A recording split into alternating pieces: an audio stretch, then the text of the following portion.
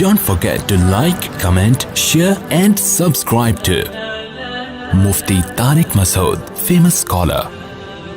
اب جو اسمبلی میں پہنچ چکے ہوتے ہیں اکثر تو ان میں بڈھے بڈھے ہوتے ہیں بیچارے, انہوں نے تو کرنا کرانا ہے نہیں.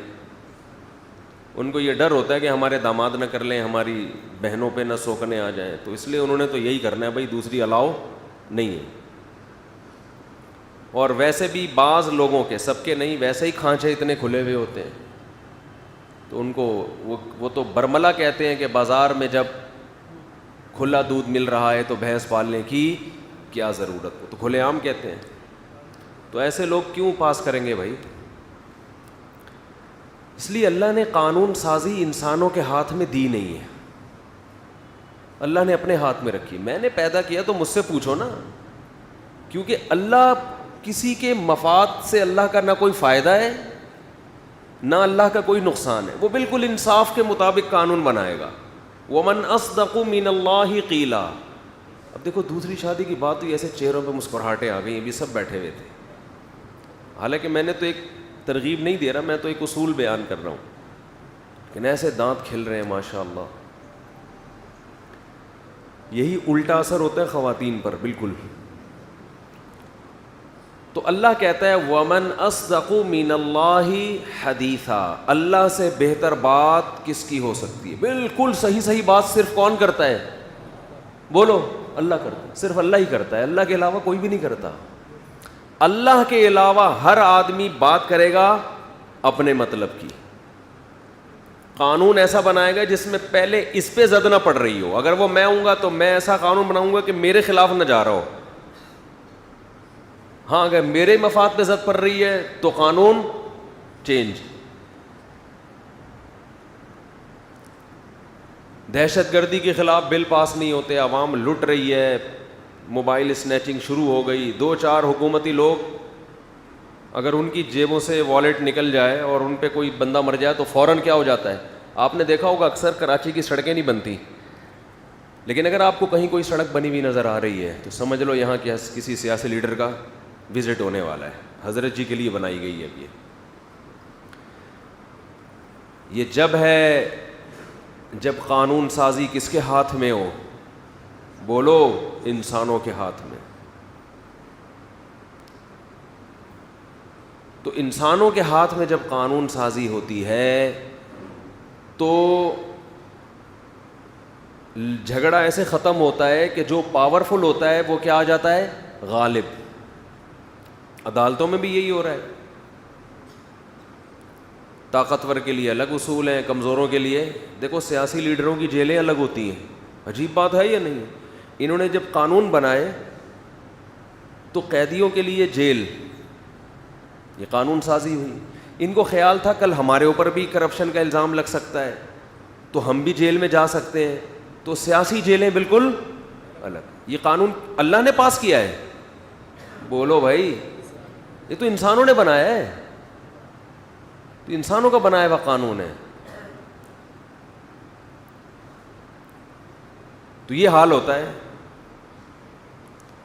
انسان وہاں قانون سازی کرے گا جہاں اللہ نے اس کو اجازت دی ہو. انتظامی معاملات میں وہاں انسان کو اجازت ہے.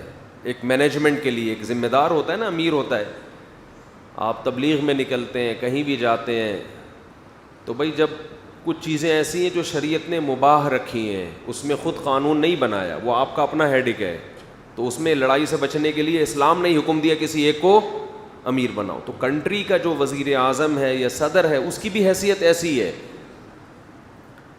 کہ اصل جو قوانین ہے بیسک وہ اللہ نے بنا دیے ہیں اپنے بندوں کے فائدے کے لیے. اس نے بتا دیا ہے, اور اس نے بتایا دیکھو یہ لوگ جو مذہبی لوگوں کو فنڈامنٹلسٹ کہتے ہیں, بنیاد پرست کہتے ہیں, اور یہ کہتے ہیں یہ لوگوں کو مذہب کا غلام بنا رہے ہیں, جو اس طرح کی باتیں کرتے ہیں, وہ اصل میں انسانوں کو مکمل انسانوں کا غلام بنا رہے ہیں, اپنے جیسے انسانوں کا. خدا کے لیے لڑنے والا شہید ہو جائے تو بنیاد پرستی, ملک کے لیے لڑنے والا قتل ہو جائے تو عین غیرت اور شہادت اور پتہ نہیں کیا کیا القابات سے نوازا.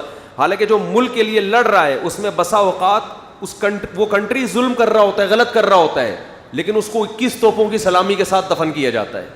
وہ فنڈامنٹلسٹ نہیں ہے جو اس نے جان دی ہے, اس سے کوئی نہیں پوچھ سکتا. اب ایک کنٹری کسی دوسرے کنٹری پہ ناحق حملہ کرتا ہے, ظلم سمجھا جاتا ہے نا اس کو, لیکن آپ دیکھیں کہ اس کے فوجی جب لڑتے ہوئے قتل ہوتے ہیں تو 21 توپوں کی سلامی دی جاتی ہے کہ نہیں دی جاتی؟ 21 یا مختلف ملکوں میں مختلف توپیں ہوں گی, مجھے نہیں پتا. حالانکہ اس نے کیا کیا ہے, اس فوجی نے غلط کیا, جرم کیا ہے کہ جب آپ کو پتا ہے کہ آپ کا کنٹری ایک غلط حرکت کر رہا ہے تو آپ کس بیس پر ایک کمزور قوم پہ ظلم کر رہے ہیں. لیکن اس فوجی کو میدان جنگ میں پیچھے ہٹنے کی اجازت نہیں ہوتی, بلکہ اس کو یہ کہا جاتا ہے کہ آپ کا ایگریمنٹ تھا کہ کنٹری کو جہاں بھی جیسے بھی جب بھی ضرورت پڑی آپ کو یہ پوچھنے کی اجازت نہیں ہے کہ صحیح ہے غلط, آپ نے لڑنا ہے. یہ ایگریمنٹ ہے تو ایگریمنٹ کی وجہ سے آپ پابند ہیں.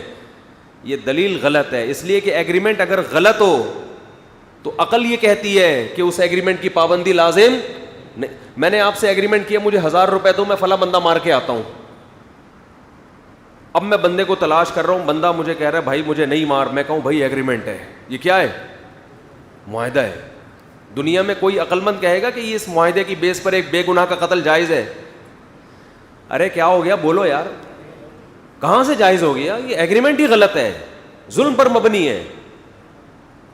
آپ نے اپنے ملک سے فوج میں بھرتی ہوتے ہوئے ایگریمنٹ کیا کہ میں ملک کے لیے لڑوں گا, اچھا ایگریمنٹ ہے, صحیح ہے. لیکن اگر اس میں یہ بات بھی شامل تھی کہ ملک اگر ناحق ظلم کر رہا ہے پھر بھی لڑوں گا, تو قیامت کے دن آپ کو شہادت کا اجر نہیں ملے گا.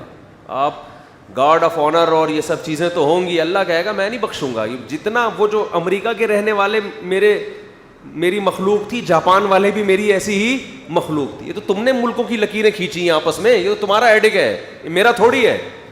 جب میں نے آدم اور حوا کو زمین پہ بھیجا تھا اس وقت دنیا میں کوئی کنٹری نہیں تھا, سب انسان. تو تم نے پھڈے کر کر کے لکیریں کھینچی ہیں, اور جن پھڈوں پہ لکیریں کھینچتے ہو جن باتوں پہ ان بنیادوں پہ خود بھی قائم نہیں رہتے.